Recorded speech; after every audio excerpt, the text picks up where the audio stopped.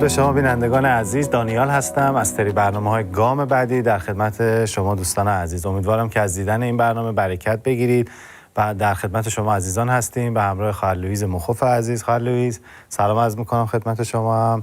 امیدوارم که حالتون خوب باشه و برای من جای خوشحالیه که در کنار شما میتونم این خدمت رو انجام بدم. ممنونم دانیال جان. من همیشه از تشویق شما یه جورایی باد میکنم. احساس غرور بهم دست میده.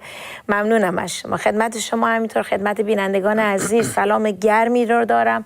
امیدوارم هر جا که هستید وقتتون خوش، خیر و پرسعادت باشه.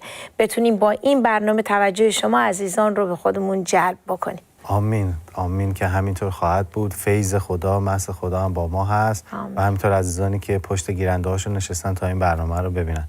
امروز میخوایم در رابطه با بی ایمانی صحبت کنیم. یه موضوع خیلی بی ایمانی که چه ها نمیکنه.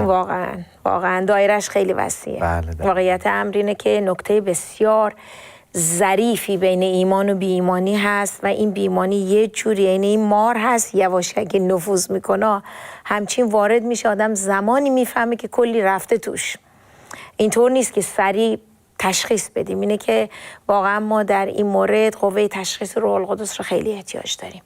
یکی از کارهای روح القدس اینه که به ما قوه تمیز میده، قوه تشخیص میده و چقدر به این مسئله ما در زندگی روزانه و همینطور در کلا زندگی مسیحی خودمون در قدم به قدم با خدا راه رفتن چقدر احتیاج داریم به این قوه تشخیص. تو زندگی روزمره وقتی ما سر کار میریم، تو منزل، کلیسا یا با آدمایی که در ارتباط هستیم، مخصوصا موقع‌هایی که تو فشار و سختی‌ها میافتیم، یادم نمیاد که در مورد مثلا مسائلی باشه که دفعه بعد همون تکرار بشه و من دوباره یادم نیاد. یعنی زود فراموش میکنم که دانیال مثلا چند وقت پیش، چند سال پیش همین مشکل نبود ولی یه مشکل دیگه بود، یه مسئله دیگه بود ولی خدا تو رو عبور داد، حرکت کرد، تو از اون مسیر عبور کردی. همچون قومش که از دریای سرخ اونا رو عبور داد، تو رو هم عبور میده و همیشه باید اینو به خودم مرور یادآوری بکنم، یادم باشه. باید یه جا بنویسم که خدا چه کارهایی تو زندگی من در این چندین و چند سال انجام داد. واقعا درست میگی. دادم یه جورایی باید خودش رو دیسیپلین بده، به یاد بیاره. یکی از چیزایی که اغلب ما میبینیم در کتاب تورات خیلی درش تکرار میشه، مخصوصا در عهد عتیق خیلی این رو میگه به یاد بیارید.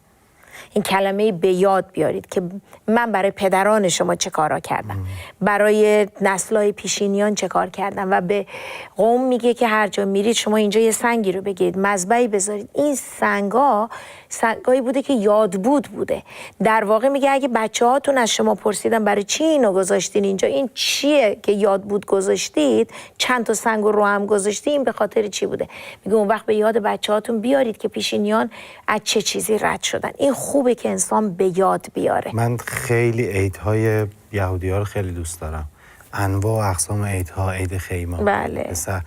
یعنی همش یادآوریه. بله. یعنی هر سال اینا رو برای خود ما، برای فرزندانمون میبینن، خودمون میبینیم، همه رو به یاد میاریم که چه کاری خدا انجام داده برای ما. ما هم میتونیم که این عیدها رو برای خودمون داشته باشیم، این کارها رو روی کاغذ بنویسیم، از مسیرهای سختی که خدا ما رو عبور داده اینها رو بنویسیم و به یاد بیاریم که خدای ما زنده است، برای ما میجنگه و او قادر مطلقه. یکی از چیزایی که دقت بکنید وقتی در کتاب مقدس یه امری زیاد تکرار میشه، یعنی این که ما به عنوان انسان با سیستمی که ساختاری که داریم، ما این کشش رو داریم که فراموش کنیم. و همونطور شما خودتون گفتی با این که از یه چیز مشابه یا یه چیزی اینطوری ولی یادم رفته، باید به خودم بگم، به یاد بیارم. واقعیت اینه که ما این چیز رو داریم، این قابلیت رو داریم که خیلی زود فراموش بکنیم. در حال اگه حقیقتا بخوایم یه زندگی موفق و پیروز در خداوند داشته باشیم، باید واقعا این مسئله بی ایمانی رو ما باش یه کاری بکنیم. باید اینو از مسیر زندگیمون دور بکنیم و جای پا بهش ندیم. چون حقیقتا بی ایمانی مثل یه سنگ سر راه عمل میکنه، یه جوری مانع عبور پیروزی میشه، یه جوری این میخوره به این برمیگرده، نمیتونه رد بشه، مانع پیروزی هست، عبور پیروزی هست. ما در متی باب 17 آیات 14 تا 21 یک داستان که قضیه معجزه، یک واقعه رو در واقع اونجا مینویسه که در مورد شخصی هست که پسرش دیو زده است و اینو میاره پیش شاگردان. بعد اونا نتونستن او رو شفا بدن. بعد پسرش رو میاره پیش عیسی و عیسی پسرش رو شفا میده. شاگردا دلیلش رو میپرسن که چرا ما نتونستیم و عیسی به اینا میگه به سبب بی‌ایمانی شما. این جواب به نظر یه خورده سخت میاد، خیلی رکه، خیلی سریع، ولی واقعیت اینه جواب این سوالی که شاگردان کردن اینه. دلیل اینه که به سبب بی‌ایمانی نتونستن به اصطلاح شفا بدن. بی‌ایمانی باعث بسیاری از شکست ها در زندگیمون میشه. اگه بخوایم بشمریم واقعا لیست بالا بلندی میشه. باز در یه مورد دیگه ما در متی باب 13 داریم که آیات 54 تا 58 این دقیقاً رسما اصلا اینو ثبت کرده. متی میگه که عیسی در شهر خودش ناصره نتونست معجزات زیادی انجام بده به خاطر بی‌ایمانی ناصره، به خاطر بی‌ایمانی اونا. نه اینکه عیسی وقتی میگه نتونست، عیسی معجزه‌گر بود. اصلا یکی از دلیلی که شهرتش زیاد شد و مردم اینقدر کرور به قول معروف دنبالش را می افتادن به خاطر معجزات بوده، ولی تو شهر خودش نتونست برای اینکه مردم بی ایمان بودن. شما یه چیزی، یک ایمانی از صادر میشه، یک ایمانی هست که دریافت میکنه. صادر شده ایمانی نیست اونجا اونو دریافت کنه. چرا؟ برای اینکه بی ایمانیه. بی ایمانی در واقع ایمان به منبع غلطه. متوجه شدید؟ درست. ایمان به منبع غلط، بی ایمانی. در حال حالا این بی ایمانی چی هست؟ بی ایمانی گفتیم باور، یک ایمانیه که به منبع غلط داریم.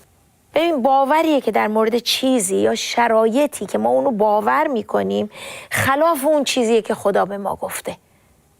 گفتم باور به منبع غلط، خلاف اون چیزی که خدا گفته ما اون رو باور میکنیم، اون چیز رو، اون شرایط رو. در واقع ما میتونیم باور داشته باشیم که عیسی از مردگان قیام کرد، میتونیم باور بکنیم که او خداونده، میتونیم باور داشته باشیم که دوباره ظهور خواهد کرد، دوباره خواهد آمد. ولی اگر باور کنیم و انجام ندیم در بی‌ایمانی داریم عمل میکنیم، چون فقط یه دانشه، یعنی دانشی که ما رو به انگیزه اطاعت وادار نمیکنه. این میشه بی‌ایمانی. دانش هست ولی عمل نیست. در بی‌ایمانی عمل میکنیم، یعنی اون چرا که باور میکنیم در واقعیت، گفتیم واقعیت از واقع شدن میاد، از وقوع میاد، در واقعیت ما عمل نمی کنیم. عبرانیان 3:12 یک آیه جالبی هست و اخطاری هست توش. نویسنده عبرانیان اینطور میگه ای برادران با حذر باشید، مواظب باشید که در یکی از شما دل شریر و بی ایمان نباشد که از خدای حی مرتد شوید. ببینید دل شریر و بی ایمان رو با هم دیگه آورده. انتخاب کلمات اینا ما میدونیم که کتاب مقدس الهام روح القدسه که به نویسندگان داده شده. روح القدس داره شرارت و بی‌ایمانی رو در کنار هم میاره. بله. و نتیجه چی میشه؟ میگه مواظب باشین. اخطار این میگه اگه شرارت و بی‌ایمانی در کنار هم دیگه قرار بگیرن شما از خدای حی، از خدای والا مرتبه مرتد میشید، دور میشید، روی ایمانتون اثر میذاره. دل بی ایمان حقیقتا خدا رو محزون میکنه. اینه که اخطار میده. ما در مرقس باب 9 در مورد شفای اون پسر دیو زده که گفتم تو متی 17 هم اینو نوشته، اون صحبتی که پسرشو میاره و شاگردان به اصطلاح نتونستن، یه مکالمه اونجا هست که بین پدر هست و همینطور عیسی برمیگرده بهش میگه تو آیه 23 اگه میتونی ایمان بیاری مؤمن را همه چیز ممکن است. یعنی وقتی در ایمان هستی چیزی غیر ممکن نیست، چون که ایمان بازتاب خداست. ایمان هدیه‌ایه که خدا میده. ایمان جز عطایا شمرده میشه. ما عطای ایمان داریم. یعنی ایمان به خودی خود نیست، هدیه‌ای از طرف خدا. یه ایمان من دارم، وقتی خدا هم عطای ایمان رو به من میده، این دیگه قوتش شده 10 برابر، قوتش شده چون تصاعدی میره بالا. اینطوری نیست که بگیم 2 برابر شده، نه، تصاعدی میره بالا، چون قوت خدا که با قوت من برابری نمیکنه. حتی ایمان خدا ایمان من نیست، من در مقابل ایمان اون در واقع اون چیز تصاعدی ایمان منی که میره به هم سطح ایمان خدا میشه. تو آیه 24 همین باب به پدر برمیگرده، وقتی بهش میگه که عیسی بهش میگه که اگر ایمان بیاری همه چیز ممکنه، فریاد میزنه میگه ایمان میارم ای خداوند، بی ایمانی منو کمک کن. من برای ایمان خودم احتیاج به کمک دارم. سطح ایمان من، سایز ایمان من به سایز ایمان تو نمیرسه. داره اینو به عیسی میگه. امروز ما ممکنه خودمون مثل این پدر خودمون رو در ایمانی ببینیم، اون علفهای هرزه شک و تردید و نگرانی بیاد در ما چیز نفوذ کنه، ولی حقیقتا باید اینا رو ریشه کن کنیم با کمک روح القدس. برای اینکه این شک و تردید بی ایمانی رو ما ریشه کن بکنیم، اولا باید اراده خدا رو بشناسیم. ما اراده خدا چیه؟ البته چطوری شناخت اراده خدا؟ ما یه اراده آشکار داریم و یه اراده هر روزه داریم. اراده آشکار اینه که اراده خدا اینه که هر گناهکاری ایمان بیاره، نجات پیدا بکنه. و اراده خدا مشخصه، ایماندار با ایماندار ازدواج بکنه. اراده خدا مشخصه که قدوسیت باید باشه. اراده خدا مشخص و آشکاری که دروغ نباید بگیم. تو اون 10 فرمان اراده خدا آشکاره. این اراده خداست. ما گاهی وقتا میگیم که میخوام ببینم که اراده خدا است با این ازدواج کنم. میگم همه فرزندان خدا هستن. خدا 2 شرط داره برای ازدواج: ایماندار با ایماندار، عشق دو طرفه. اگه این دوتا از بقیه تفاوت ها و حالا چیزا میاد سر جا. حالا یه نمونه کوچیکه.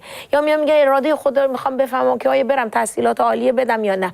اتفاقا خدا اراده رو در اراده آشکار، گفتم اراده مشخص اینه که خب هر چقدر باسوادتر باشی، حرفی که میخوای بزنی، وقتی یه شخص باسواد میاد یه مطلبی رو در مورد ایمان مطرح میکنه، اون بهتر میشینه به دل، برای اینکه طرف میدونه که این شخصیه که واقعا میدونه داره چی میگه. اعتماد به سطح سواد است. خب این اراده خداست که ما هر چقدر پیشرفت کنیم. این چیز بدی نیست. گاهی وقتا یه چیزایی هست که آشکار، ما اینو میسپریم میندازیم گردن خدا، میگیم برای ما تصمیم بگیر. در هر حال ما این علفهای هرز شک و تردید، بی ایمانی رو باید حقیقتا با کمک روح القدس ما ریشه کن بکنیم. همونطور که گفتم یکیش اینه که اول اراده خدا رو بشناسیم. ما قبل از اینی که بریم استراحت، برای شما بینندگان عزیز یه پیشنهاد دارم. میخوام تو این فاصله که میخوام یه استراحت کوتاه بکنیم به شما عزیزان بگم که باب یا همون فصل 11 عبرانیان رو مطالعه بکنید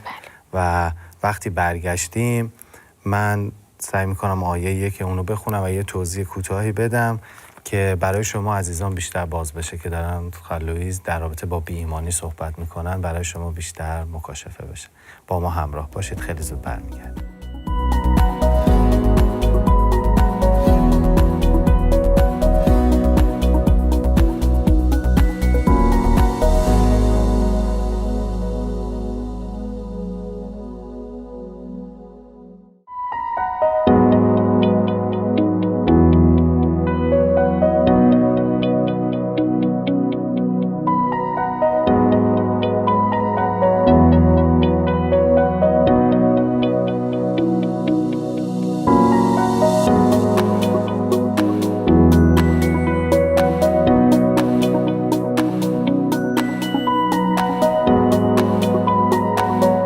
خوشحالیم عزیزان که در خدمت شما هستیم با سری برنامه‌های گام بعدی.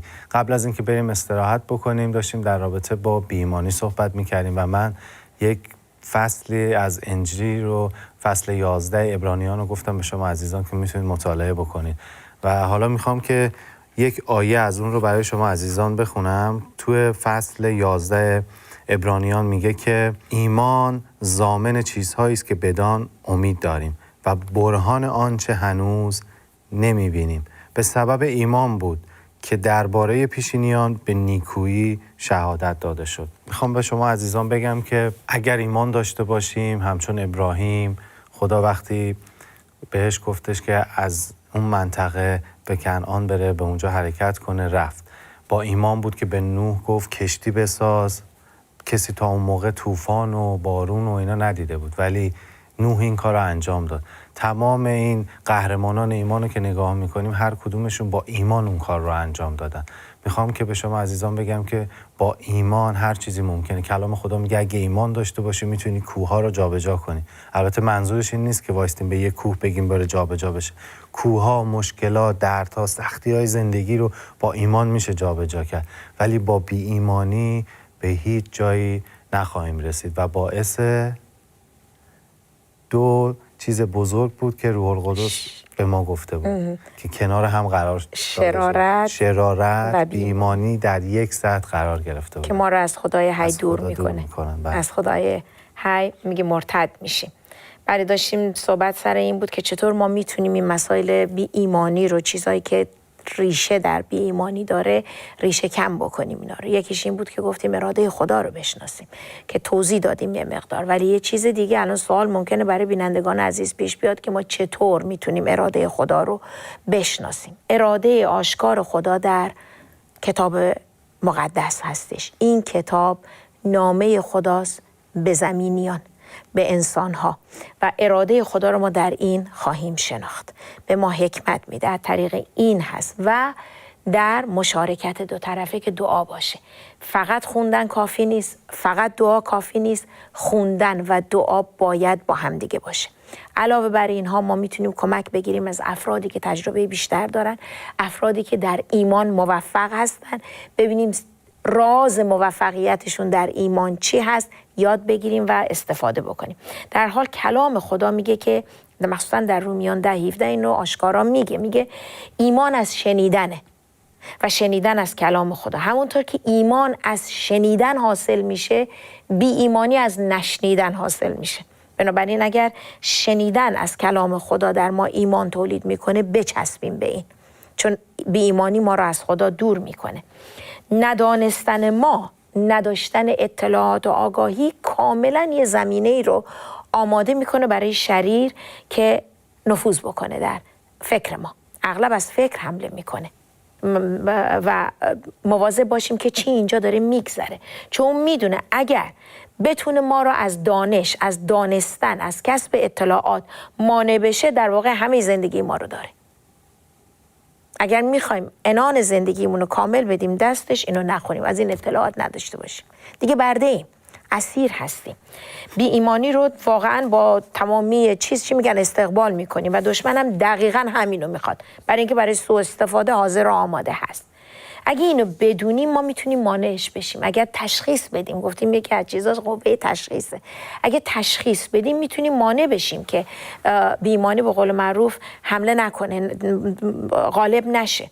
مهم نیست ما چقدر از طول ایمان ما میگذره، خطر بی ایمانی در هر برهه از زندگی است. من مردان بزرگ ایمان رو میشناسم، حتی در همین کتاب اغلب افراد معروف بزرگنام میبینیم که در مقطعی افتادن، در یه مقطعی، ولی اغلبشون توبه کردن و برگشتن، این رو درست کردن. پس میبینیم اینجا این بی‌ایمانی در شاگردان اتفاق افتاد، ولی این دفعه اول نبود. در عهد عتیق ما میبینیم داوود با همه این که کلام خدا میگه که کسی که دلش به دنبال منه، میبینیم چطور افتاد. موسی میبینیم جایی که بهش میگه به این صخره بگو، به صخره زد. ابراهیم همینطور دروغ، و پسرش اسحاق همین مسئله.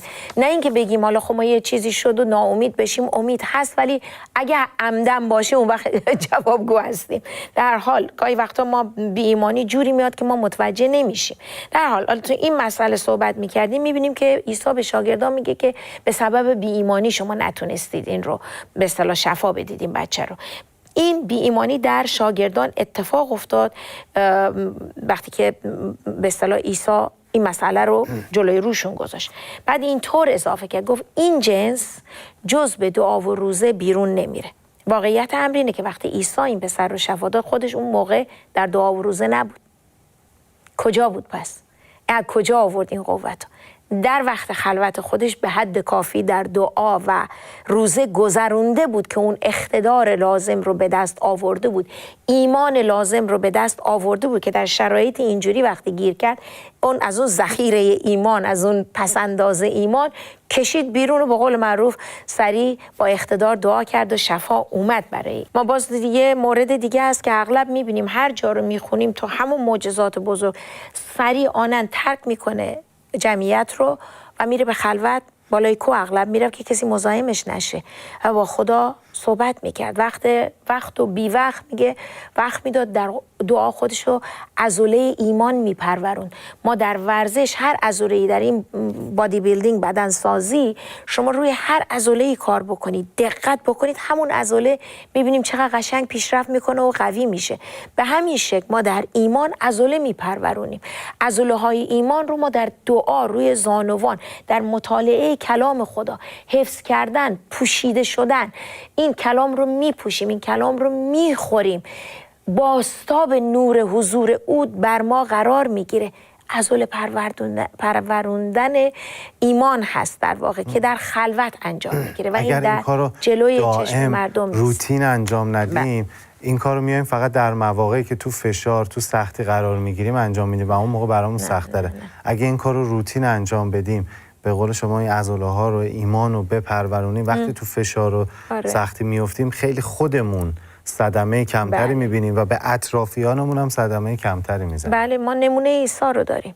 همطور که گفتم وقت و بی وقت استفاده میکرد برای دعا.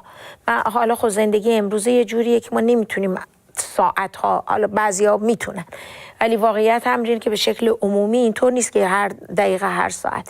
من گاهی وقتا گیر میکنم تا اون چیز، فقط یواشکی تو دلم میگم خدای قلبمو با قلب تو همسو کردم، صورتمو به صورت تو برگردوندم. وسط روز یادم میاد، اول صبح بیدار میشم میگم خدای تصمیم میگیرم امروزم تو خدای منی، امروزم میخوام صورت تو صورت زندگی منو پر کنه. اینا یه چیزای کوچیک و سریع هستش که نه خرجی داره نه وقت آنچنانی میبره، ولی به خودمون بیشتر از اینکه به خدا یادآوری بکنه به خودمون یادآوری میکنه که حقیقتا این عضله ایمان مهم نیست به اون طول چیز، ولی به اقتداری که پشت اون هست، به اون عملی که تعهدی که پشت حرفمون هست انجام میدیم و به قول معروف چی میگن عملا زندگی میکنیم. این رو ما گفتیم در مورد بی ایمانی شاگردان صحبت کردیم. یه نمونه دیگه در لوقا هست، میگه که اونها به شاگردان اون چرا که عیسی به اونها داده بود اینا باور نکردن.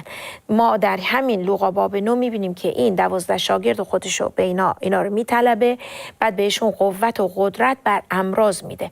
اونا میبینیم که روی خط ظریف ایمان و بی ایمانی، گفتم انقدر سریع این اتفاق میفته آدم متوجه نمیشه، خط خیلی ظریفه. این خط ظریف ایمان و بی ایمانی جوری راه میرفتن که ما هم خودمون اگه شاگردان که در حضور عیسی بودن اینطور ظریف داشتن راه میرفتن، چقدر ما امروز که به چشم نمیبینیم عیسی رو، نیست که هر دقیقه هر ساعت به ما یادآوری بکنه، ولی حقیقتا مثل این شاگردان نمونه داریم. باید مواظب باشیم که این چیزی خط بین ایمان و بی ایمانی خیلی ظریفه. قوه تشخیصی رو که روح القدس به ما داده تشخیص بدیم. ما در مورد این پسر شفای پسر دیو زده واقعا یه نمونه بارز و آشکاره که شاگردان اون اقتداری که عیسی به اینا داده بود باور نکردن و نتونستن این پسر رو شفا بدن. همونطور که گفتم اقتداری رو که بهشون داده شده بود بکار و عیسی اومد این وسط کمک کرد و رو راست به خاطر اون وقتی بود که نداده بودن. ولی در صورتی که تو اعمال رسولان بعد از پنتیکاست، بعد از اون وقتی که میدن، میبینی که میگه که حتی سایه‌شون بر مریضا میافتاد، شفا میگرفت. بله. خب این شک ها و تردید ها و ناباوری هامون رو ما میتونیم با کلام خدا روبرو بکنیم. میتونیم از کلام خدا مثل یک آینه استفاده بکنیم و خودمون رو تو این آینه ببینیم و از روح القدس در این مورد کمک بگیریم. ما بر بی ایمانی با اقتدار به ترس، به غرور ما میتونیم مقابله بکنیم، ترس رو بیرون بندازیم. ترس خودش ریشه بی ایمانیه، برای اینکه باور به یه منبع غلطه. اگه با ترسامون ما مقابله نکنیم ترس بر ما مسلط میشه. اگه با شک هامون با کلام خدا ما مقابله نکنیم این شک ها بر فکر ما، بر افکار ما غالب میشه. اگه با نگرانی ها و با تشویش های ما که اینا هم باز ریشه بی ایمانی است، با کلام خدا ما مقابله نکنیم، باعث شک در محبت خدا میشه. چرا میگم با کلام؟ برای اینکه در کلام اقتدار هست. وقتی که میگیم، میشنویم، ایمان در ما تولید میشه و به قوای تاریکی داریم اعلان میکنیم که متعلق به کی هستیم، کی پشت ما واسطاده، چه کسی به چه ستونی به قول معروف ما تکیه دادیم. تمامی شک، نگرانی، تردید، تشویش، همه اینا ریشه در ترس و در بی ایمانی داره. برای اینکه ترس مانع دریافت وعده های خدا که بر ایمان استواره مانع میشه که ما به اصطلاح بگیریم این رو. ما در مورد قوم اسرائیل میبینیم بعد از خروج از مصر میبینیم که این بی ایمانی اینها چه بلاهایی به سرشون آورد و همین بی ایمانی امروز میتونه چه بلاهایی به سر ما بیاره. ما بر بی ایمانی میتونیم با محبت خدا، با کمک خدا و روح القدس پیروز بشیم. آمین آمین. میخوام شما عزیزان رو تشویق کنم که اگر توی فکر شما، تو ذهن شما، در قلب شما نکاتی هستش که باعث بی ایمانی شما نسبت به اون قضیه شده، همین الان به قوت نام عیسی مسیح اونها رو پای صلیب او بگذارید و از او بخواید که خداوند شما رو مستی تازه کنه، ایمانی تازه، عشقی تازه در قلب و جان و وجود شما بریزه و در او دوباره بلند شید و با قوت و با اقتدار به زندگی ایمانیتون ادامه بدید. مرسی لویز جان. خیلی برکت گرفتیم. امیدوارم که شما عزیزانم برکت گرفته باشید. ما رو از برکاتی که میگیرید، سوالات و نظراتی که دارید بی‌نصیب نذارید و منتظر تماس‌های شما عزیزان هستیم با ایمیل ها و شماره هایی که بعداً در زیرنویس برنامه خواهید دید.